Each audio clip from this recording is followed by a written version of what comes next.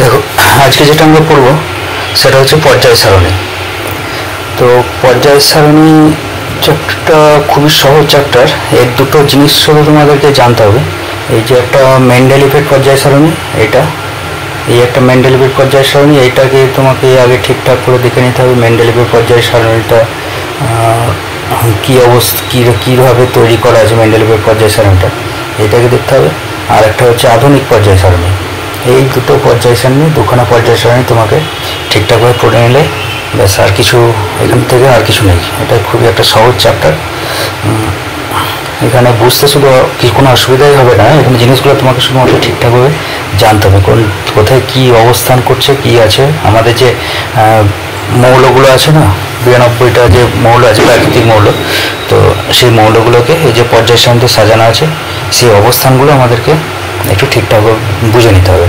কোনটা কোথায় রাখা হয়েছে, কী ধরনের, কাকে কী ধরনের মৌল বলে, এই জিনিসগুলোকে জাস্ট এই দুটো টেবিলকে তোমাকে একটু ঠিকঠাকভাবে দেখে নিতে হবে। ব্যাস, আর কিছু নাই চ্যাপ্টারে। ঠিক আছে, বেশ, তাহলে আমরা আগে মেন্ডেলিভের পর্যায় সারণীটা একবার দেখে নিই। এই যে প্রথমে এই যে এটা আছে, এটা হচ্ছে মেন্ডেলিভের পর্যায় সারণী। ঠিক আছে, তো মেন্ডেলিভের পর্যায় সারণীতে কী কী দেখতে পাচ্ছ দেখো আগে। মেন্ডেলিভের পর্যায় সারণীতে দেখো ওপরে শ্রেণী দেওয়া আছে, ওপরে এটাকে বলা হচ্ছে শ্রেণী। দেখো শ্রেণীর সংখ্যাটা দেখো কতগুলো শ্রেণী আছে, দেখো রোমান হরফে লেখা আছে। শ্রেণী কটা আছে দেখতে পাবে। দেখো শ্রেণী হচ্ছে তোমার, শ্রেণী কোনগুলোকে বলে, কলাম উপর থেকে নিচের দিকে আর কি, উপর থেকে যে নিচের দিকে যেগুলো আছে সেগুলো হচ্ছে শ্রেণী। ঠিক আছে, তো যেমন ধরো এই যে 1 নম্বর শ্রেণী, 2 নম্বর শ্রেণী, 3 নম্বর শ্রেণী, 4 নম্বর শ্রেণী, 5, 6, 7, 8 নম্বর, তারপর লাস্টে একটা আছে 0। এই লাস্টে যেটা 8-এর পরে যেটা আছে সেটা হচ্ছে 0। তার মানে মোট শ্রেণীর সংখ্যা হচ্ছে 9টা। ঠিক আছে, 9টা শ্রেণী। আর নিচের দিকে দেখো পর্যায়, এই যে পর্যায় কটা আছে দেখো, পর্যায় আছে উপর থেকে নিচের দিকে নামতে থাকো, কটা আছে দেখো, 1 নাম্বারিং করে দেওয়া আছে, 2, 3, 4, 5, 6, 7। তাহলে পর্যায়ের সংখ্যা কটা, পর্যায় হচ্ছে 7টা। আর শ্রেণী কটা, শ্রেণী হচ্ছে 9টা। এটা যেটা বলা হয়েছে এটা হচ্ছে মেন্ডেলিভের পর্যায় সারণী। ঠিক আছে, মেন্ডেলিভের পর্যায় সারণীতেই বলা হচ্ছে কতগুলো শ্রেণী, কতগুলো পর্যায় আছে সেটা তোমাকে দেখে নিতে হবে। মেন্ডেলিভের পর্যায় সারণীতে মোট শ্রেণী হচ্ছে তোমার 9টা, আর পর্যায় হচ্ছে 7টা। ঠিক আছে, শ্রেণী হচ্ছে 9টা, পর্যায় হচ্ছে 7টা। এই টেবিলটা দেখে তুমি বুঝতে পারছো এখান থেকে দেখলে। আচ্ছা, এবার দেখো একটা বিশেষ বৈশিষ্ট্য আছে, প্রত্যেকটা শ্রেণীকে খেয়াল করো। প্রত্যেকটা শ্রেণীকে দেখো, প্রত্যেকটা শ্রেণীর ক্ষেত্রে দেখো এই 1 নম্বর, 2 নম্বর, 3, 4, 5, 6, 7, 8, এই 7 নম্বর শ্রেণী পর্যন্ত দেখো, খেয়াল করো। 1 থেকে 7 নম্বর শ্রেণী পর্যন্ত দেখো, প্রত্যেকটা শ্রেণীকে আবার দুটো ভাগে ভাগ করা হয়েছে, এ বি করে। এই 1 থেকে 7 নম্বর শ্রেণী পর্যন্ত দেখো ভাগ করা আছে। ঠিক আছে, এই 1 থেকে 7 নম্বর শ্রেণী পর্যন্ত এটা ভাগ করা আছে। তো 1 থেকে 7 নম্বর শ্রেণী পর্যন্ত প্রত্যেকটা এ বি করে ভাগ করা আছে। আর 8 নম্বর শ্রেণী যেটা আছে, 8 নম্বর শ্রেণীটাকে দেখো, প্রত্যেকটা 8 নম্বর শ্রেণীতে দেখো, 8 নম্বর শ্রেণীতে তোমার একসঙ্গে 3টে করে মৌলের অবস্থান করা আছে 8 নম্বর শ্রেণীতে। ঠিক আছে, এটা হচ্ছে 8 নম্বর শ্রেণী। 8 নম্বর শ্রেণীটাতে দেখো একসঙ্গে 3টে করে মৌল আছে। তারপরে যেটা 0 শ্রেণী, 8 নম্বরের পরে দেখো যেটা দেওয়া আছে যে শ্রেণীটা, সেটা হচ্ছে 0 শ্রেণী। এই 0 শ্রেণীটা দেখো একটা করে মৌল আছে। ঠিক আছে, তাহলে এই 9টা শ্রেণীর মধ্যে পার্থক্যটা কোথায় দেখো, তাহলে 1 থেকে 7 পর্যন্ত প্রত্যেকটা শ্রেণীকে দেখো দুটো ভাগে ভাগ করা আছে এ বি। আর 8 নম্বর শ্রেণীতে দেখো প্রত্যেকটা শ্রেণীতেই, 8 নম্বর শ্রেণীতে প্রত্যেকটা পর্যায়ে আর কি, 8 নম্বর শ্রেণীর প্রত্যেকটা পর্যায়ে দেখতে পাচ্ছি আমরা মৌল রাখা হয়েছে কটা করে, 3টে করে। তাহলে এই জিনিসগুলো তোমাকে একটু খেয়াল রাখতে হবে। ঠিক আছে, আর কি, আর দেখো 8-এর পরে যে 9 নম্বর শ্রেণী যেটা আছে, 9 নম্বর শ্রেণী মানে 9 নম্বর বা 0 শ্রেণী বলা হয় ওকে, 9 নম্বর বা 0 শ্রেণী। এই 0টাতে দেখো কি মৌলগুলো আছে, দেখো এখানে যে মৌলগুলো আছে সেগুলো হচ্ছে সব নিষ্ক্রিয় মৌল। ঠিক আছে, দেখো প্রথমে কি আছে দেখো, হিলিয়াম, তারপর কি আছে নিয়ন, তারপর আছে দেখো আর্গন, তারপর নিচে আছে ক্রিপ্টন, তারপর জেনন, তারপর রেডন। তাহলে এই 9 নম্বর শ্রেণী বা 0 শ্রেণী যেটা, এই 0 শ্রেণীটাতে কী আছে, আমাদের নিষ্ক্রিয় মৌলগুলোকে রাখা হয়েছে। ঠিক আছে। আচ্ছা, এবার আমরা প্রথম দিক থেকে দেখি। প্রথম পর্যায়টাকে খেয়াল করো। প্রথম পর্যায় যেটা 1 নম্বর পর্যায়, 1 নম্বর পর্যায়টাকে ধরে দেখো কতগুলো মৌল আছে। দেখো এখানে কটা মৌল আছে। প্রথমে 1 নম্বরে দেখো একটা হাইড্রোজেন আছে, আর 2 নম্বরে যেটা আছে আরেকটা মৌল আছে যেটা হিলিয়াম। হাইড্রোজেন আছে আর হিলিয়াম আছে। ঠিক আছে। আচ্ছা, তাহলে প্রথম পর্যায়ে যেটা, সেখানে আমরা 2খানা মৌল পাচ্ছি। আচ্ছা, তারপরে দেখো 2 নম্বর যে পর্যায়, সেই 2 নম্বর পর্যায়ে মৌলের সংখ্যা দেখো কটা কী কী আছে। 2 নম্বর পর্যায়ে দেখো লিথিয়াম আছে, বেরিলিয়াম, বোরন, কার্বন। তাই তো, দেখো ভালো করে, lithium, beryllium, boron, carbon, nitrogen, oxygen, fluorine, তারপর নিয়ন। তাই 2 নম্বর পর্যায়ে এই মৌল কটা আছে। তারপরে 3 নম্বর পর্যায়ে কী আছে, সোডিয়াম আছে, সোডিয়াম, ম্যাগনেসিয়াম, তারপর সোডিয়াম, ম্যাগনেসিয়াম আছে, অ্যালুমিনিয়াম, সিলিকন, ফসফরাস, সালফার আছে, ক্লোরিন আছে, আর্গন আছে। ঠিক আছে। তারপর দেখো potassium, calcium, scandium, titanium, vanadium, chromium, manganese, লোহা, কোবাল্ট, নিকেল, এই সমস্ত মৌলগুলো আছে। ঠিক আছে। তো এই কোন পর্যায়ে কোন মৌলগুলোকে রাখা হয়েছে সেটা দেখতে পাচ্ছ। এইভাবে আমরা মৌলগুলোকে রেখেছি, রাখা হয়েছে, বা মেন্ডেলিভ রেখেছিলেন। মেন্ডেলিভ এইভাবে মৌলগুলোকে সাজিয়েছেন। ঠিক আছে। তো সাজানো হয়েছে। এবার সাজানোর ব্যাপারটা তো আর কোনো একটা যুক্তিসম্মত কিছু তো জিনিস থাকবে, যে এমনি এমনি তো আমরা সাজিয়ে দিতে পারি না, যে কোনো একটা যুক্তি নিশ্চয়ই তিনি ব্যবহার করেছেন, ফলো করেছেন। সেই সমস্ত জিনিসগুলো, সেই লজিকগুলো আমাদেরকে জানতে হবে, কোন যুক্তিতে তিনি সাজিয়েছেন।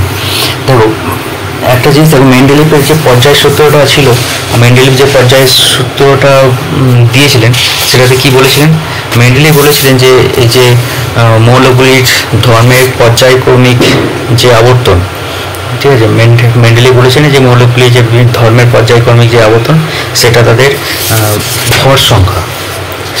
ভর সংখ্যা, বৃদ্ধির সঙ্গে সঙ্গে পরিবর্তিত হয়। মানে ভর সংখ্যার অনুপাতে ক্রমবর্ধমান তাদের ভর সংখ্যা অনুসারে তিনি সেগুলোকে সাজিয়েছিলেন। ঠিক আছে। কিন্তু পরবর্তীকালে মেন্ডেলিভের এই তত্ত্বটাকে সংশোধন করা হয়েছে। সংশোধন করে যেটা করা হয়েছিল সেটাকে বলা হচ্ছিল আধুনিক পর্যায় সূত্র।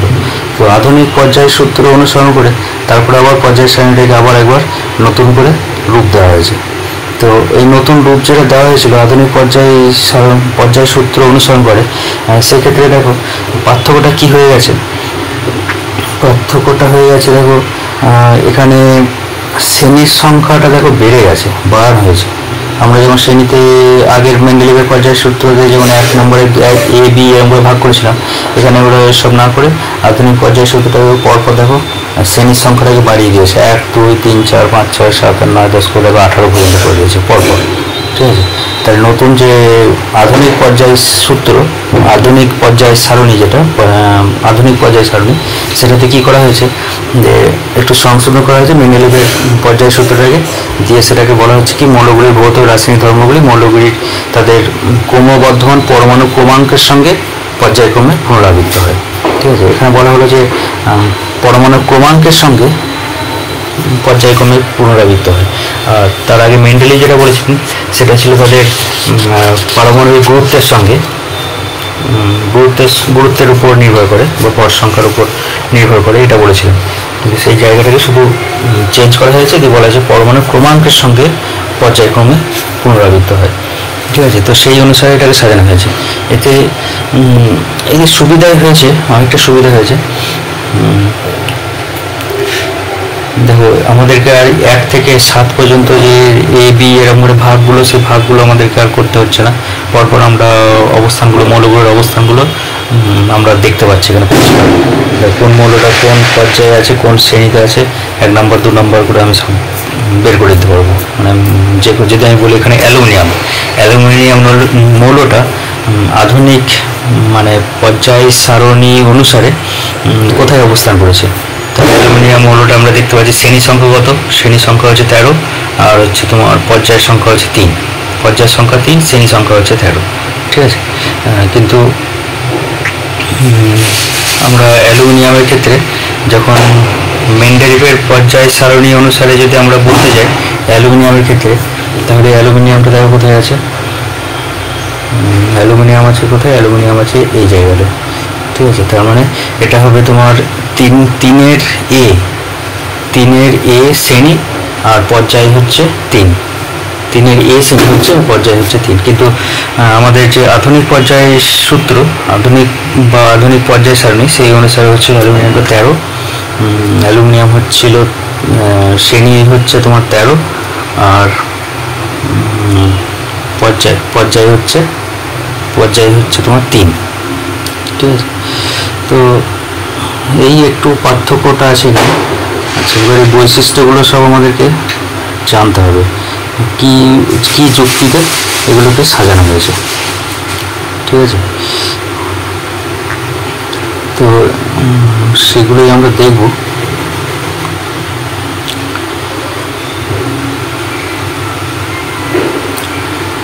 আধুনিক পর্যায় সূত্রটা, পর্যায় সারণীটা একবার দেখে নিই।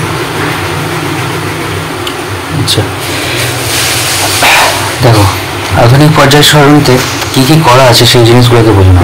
এই যে 18 নম্বর শ্রেণী যেটা আছে, 18 নম্বর শ্রেণীতে দেখো যে মৌলগুলো আছে সবগুলো হচ্ছে নিষ্ক্রিয়, এটা আমরা আগে জেনে গেছি। আচ্ছা, এবার দেখো 17 নম্বর যে শ্রেণীটা, সেখানে যে মৌলগুলো আছে এই মৌলগুলোর একটা স্পেশাল নাম আছে, এগুলোকে বলা হয় কি, এগুলোকে বলা হয় সব হ্যালোজেন মৌল। কি হ্যালোজেন মৌল? ফ্লোরিন, ক্লোরিন, ব্রোমিন, আয়োডিন, অ্যাসিটাইন, ঠিক আছে। এই 17 নম্বর শ্রেণীতে কি কারা আছে? 17 নম্বর শ্রেণীতে হচ্ছে তোমার এই কয়েকটা জিনিসকে নোট করতে হবে, তোমাকে মনে রাখতে হবে। 17 নম্বর শ্রেণীতে যারা আছে তারা হচ্ছে হ্যালোজেন মৌল, ঠিক আছে। তো এইগুলোকে তোমাকে একটু জেনে রাখতে হবে, হ্যালোজেন মৌলের অবস্থান কোথায়, এগুলো তোমাকে তখন বলে দিতে হবে যে এগুলো হচ্ছে হ্যালোজেন মৌল। আচ্ছা, এবার আছে আমাদের এখানে দেখো তোমার টেবিলে বলেই দেওয়া আছে, যেমন ধরো ক্ষার ধাতু, এখানে ক্ষার ধাতু কোনগুলো দেখো, ক্ষার ধাতুর অবস্থানটা দেখ না, কোথায় ক্ষার ধাতুর অবস্থান। ক্ষার ধাতু হচ্ছে আমাদের এই 1 নম্বর শ্রেণীতে যেগুলো দেখতে পাচ্ছ হলুদ কালারের যেগুলো দেখা যাচ্ছে 1 নম্বর শ্রেণীতে, এগুলো সব হচ্ছে ক্ষার ধাতু, ঠিক আছে। আচ্ছা, তাহলে ক্ষার ধাতুগুলোর নাম কি দেখো, hydrogen, lithium, sodium, potassium, rubidium, caesium, francium, এগুলো হচ্ছে কি, এগুলো হচ্ছে ক্ষার ধাতু, ঠিক আছে। আচ্ছা, এরপর দেখো তারপরের কলামে যেগুলো আছে এগুলো একটু তোমাকে নোট করতে হবে, মনে রাখতে হবে একটু, ঠিক আছে। আচ্ছা, এবার দেখো ক্ষারীয় মৃত্তিকা ধাতু বলা হয়। ক্ষারীয় মৃত্তিকা ধাতু হচ্ছে এই যে 2 নম্বর শ্রেণীতে যে মৌলগুলো আছে, 2 নম্বর শ্রেণীতে সবগুলো নয়, 2 নম্বর শ্রেণীতে এই কটা, বেরিলিয়াম, ম্যাগনেসিয়াম, ক্যালসিয়াম, স্ট্রনসিয়াম আর বেরিয়াম, ঠিক আছে। এই কটা, বেরিয়াম, স্ট্রনসিয়াম, ক্যালসিয়াম, ম্যাগনেসিয়াম আর বেরিলিয়াম, এই কটা হচ্ছে ক্ষারীয় মৃত্তিকা ধাতু, ঠিক আছে, 2 নম্বর শ্রেণী। আচ্ছা, আর কি আছে, আর হ্যালোজেন মৌল তো বললাম, এই লাস্টের যেগুলো আছে সেগুলো হচ্ছে হ্যালোজেন মৌল, লাস্টে মানে 18 নম্বর শ্রেণীতে যে মৌলগুলো আছে এগুলো সব হচ্ছে হ্যালোজেন মৌল, ঠিক আছে। আচ্ছা, নোবেল হ্যালোজেন মৌল হচ্ছে 17 নম্বরে যেগুলো আছে সেগুলো হচ্ছে হ্যালোজেন মৌল, ঠিক আছে। হ্যালোজেন মৌল হচ্ছে 17 নম্বরে, আর 18 নম্বর যেগুলো আছে সেগুলো হচ্ছে নিষ্ক্রিয় গ্যাস। পরীক্ষায় প্রশ্ন নিতে পারে নিষ্ক্রিয় গ্যাসগুলির নাম লেখো, তোমাকে লাস্ট 18 নম্বর শ্রেণীতে যেগুলো আছে সেগুলো হচ্ছে নিষ্ক্রিয় গ্যাস, হিলিয়াম, নিয়ন, আর্গন, ক্রিপ্টন, জেনন, রেটন, এগুলোকে বলবে নিষ্ক্রিয় গ্যাস বা নোবেল গ্যাস। আচ্ছা, 17 নম্বরে যেগুলো আছে সেগুলো হচ্ছে হ্যালোজেন মৌল হলো। আচ্ছা, আর একটা আছে সন্ধিগত মৌল কোনগুলো? অনেক সময় প্রশ্ন দেয়, দুটো সন্ধিগত মৌলের নাম লেখো। এই যে কালারের মধ্যে আছে, সবুজ কালারের মধ্যে, এগুলো সব হচ্ছে সন্ধিগত মৌল। কি 21 নম্বর থেকে দেখো, 21 নম্বরে কি আছে, scandium, titanium, vanadium, chromium, manganese, লোহা, কোবাল্ট, নিকেল, কপার, ঠিক আছে। এগুলো তার নিচের কলামে যেগুলো আছে সেগুলো সবগুলো হচ্ছে তোমার সন্ধিগত মৌল। পরীক্ষার সময় কোশ্চেন থাকে অনেক সময়, দুটো সন্ধিগত মৌলের নাম লেখো, স্ক্যান্ডিয়াম, টাইটেনিয়াম, ভ্যানাডিয়াম, ক্রোমিয়াম, এগুলো বলতে পারো, এগুলো সবগুলো হচ্ছে তোমার সন্ধিগত মৌল। ঠিক আছে। আচ্ছা, আর একটা জায়গা আছে যেটা তোমাকে জেনে রাখতে হবে।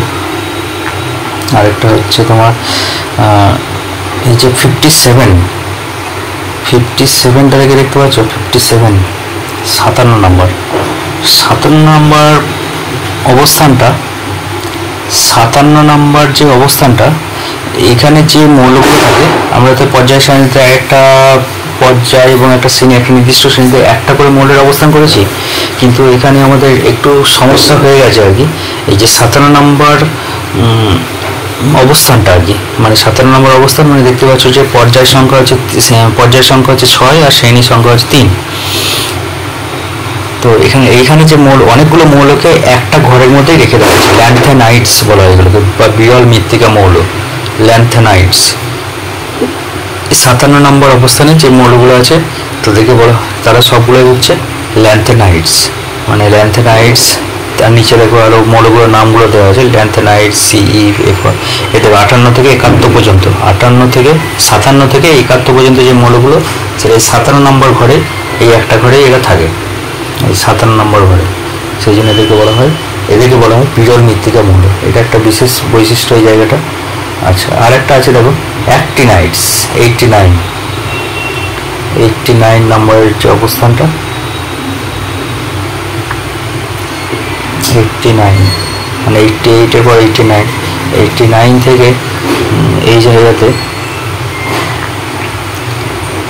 মানে 89 থেকে তোমার 103 পর্যন্ত, 89 থেকে 103 পর্যন্ত এই মৌলগুলোকে বলা হয়, এগুলো হচ্ছে বিরল মৃত্তিকা মৌল, অ্যাক্টিনাইটস বলে থেকে 5 ব্লকের বিরল মৃত্তিকা মৌল।